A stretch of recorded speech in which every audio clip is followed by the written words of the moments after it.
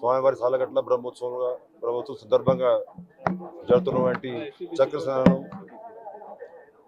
ఏదైతే వేలాది మంది భక్తులు చక్ర స్నానం కోసం రాబోతున్నారో వాళ్ళ కోసము ప్రణాళిక ప్రకారము ఏర్పాట్లన్నీ పూర్తి చేసుకోవాలనే ఉద్దేశంతో ఇవాళ సీనియర్ అధికారులు, జిల్లా సూపరింటెండెంట్ ఆఫ్ పోలీస్, అదేవిధంగా సిబిఎస్ఓ, చీఫ్ ఇంజనీరు అందరం కూడా ఒక కోఆర్డినేషన్ మీటింగ్ పెట్టుకొని ఇన్స్పెక్షన్స్కి రావడం జరిగింది.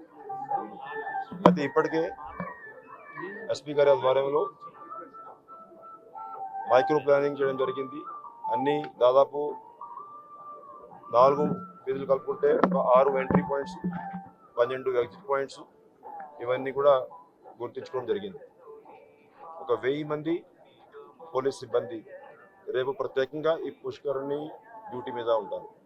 అది కాకుండా సిబిఎస్ఓ గారి ద్వారా పనిచేస్తున్నటువంటి 1300 మంది సిబ్బంది కూడా ఈ క్యూ లైన్ మేనేజ్మెంట్, ఈ భక్తులు అంతా కూడా ఈ ఎగ్జిట్ ఇవన్నీ కూడా పద్ధతి ప్రకారం ఉండాలనే ఉద్దేశంతో డ్యూటీ మీద ఉంటారు. ఎన్డీఆర్ఎఫ్ టీము 30 మంది, ఎస్డీఆర్ఎఫ్, అదేవిధంగా ఫైర్ డిపార్ట్మెంట్ స్టాఫ్, అదనపుగా మనం పెట్టుకుంటే స్పెషల్ స్విమ్మర్స్, ఫిషరీస్ డిపార్ట్మెంట్ నుంచి వాళ్ళందరూ కూడా దాదాపు ఒక 130-140 మంది సేవలు అందిస్తారు. ఉద్దేశం ఏంటంటే ఎక్కువ మంది భక్తులు వచ్చినప్పుడు ఎవరు కూడా ఇబ్బంది పడకుండా స్వామివారి పుష్కరిణిలో ఇబ్బంది లేకుండా స్నానం చేయగలగాలి. భక్తులతో కూడా ఈ సందర్భంగా విజ్ఞప్తి చేస్తున్నాం. మరీ ఎర్లీగా వచ్చి ఇబ్బంది పడకుండా, అంటే కొంతమంది దీనికి కూడా ఒక ప్రత్యేకమైన ముహూర్తం ఉంది, ఆ ముహూర్తంలోనే స్నానం చేస్తే బాగుంటుంది అనేది ఆ తాయప్రతంతో వాళ్ళు ముందుకి వచ్చి కొంచెం హడావడి చేస్తూ ఉంటారు. అట్లా చేయకుండా పోలీస్ డిపార్ట్మెంట్, టీడీ అధికారులు ఇచ్చినటువంటి సలహాలు సూచనలు పాటిస్తూ ముందుగా వాళ్ళని బయట ఉన్నటువంటి గ్యాలరీస్లో ఎక్కడెక్కడైతే ఎంట్రీ పాయింట్స్ ఉంటాయో, ఎక్కడి నుంచి భక్తులు వస్తారు, ఇవన్నీ కూడా పోలీస్ యంత్రాంగం, విజిలెన్స్ డిపార్ట్మెంట్ అందరూ కూడా పరిశీలించి ఎంట్రీ పాయింట్స్ ఇవన్నీ కూడా ఐడెంటిఫై చేయడం జరిగింది. ఈ గ్యాలరీస్లో కూడా ఎక్కడెక్కడ భక్తులు ఉంటారు, ఉదయం నుంచి వాళ్ళని ఆ గ్యాలరీస్లో కూడా కూర్చోపెట్టేటువంటి పరిస్థితి ఉంటుంది.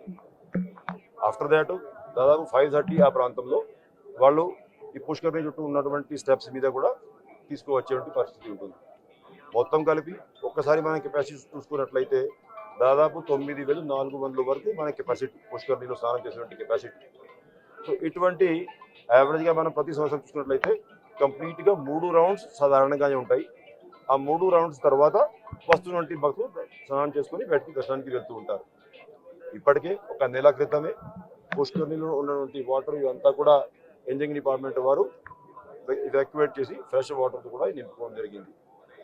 రేపు ఇంజనీరింగ్ డిపార్ట్మెంట్ దీనికి కావాల్సిన క్లోరినేషన్ చేసుకొని ఆ కావాల్సినటువంటి అంటే ఎక్కడ కూడా ఎవరికి ఆరోగ్యపరమైన ఇబ్బంది లేకుండా గైడ్లైన్స్ ప్రకారం క్లీన్లీనెస్ ఇవంతా కూడా మెయింటైన్ చేయబోతుంది.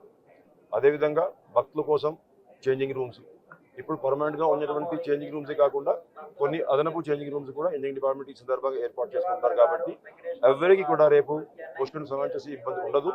ఎప్పటికెప్పుడు భక్తులు అందరూ కూడా vigilance department, security, police department ఇచ్చేటువంటి సలహా సూచనలు పాటిస్తూ ఇబ్బంది లేకుండా స్వామివారి పుష్కరిణిలో స్నానం చేసుకుని స్వామివారి ఆశీస్సులు పొందాల్సిందిగా విజ్ఞప్తి చేస్తున్న ఓం నమో వెంకటేశ్వర. తెలుగులో న్యూస్ కి ఫాస్టెస్ట్ యాప్ ఇప్పుడు టోటల్లీ న్యూ అవతార్లో.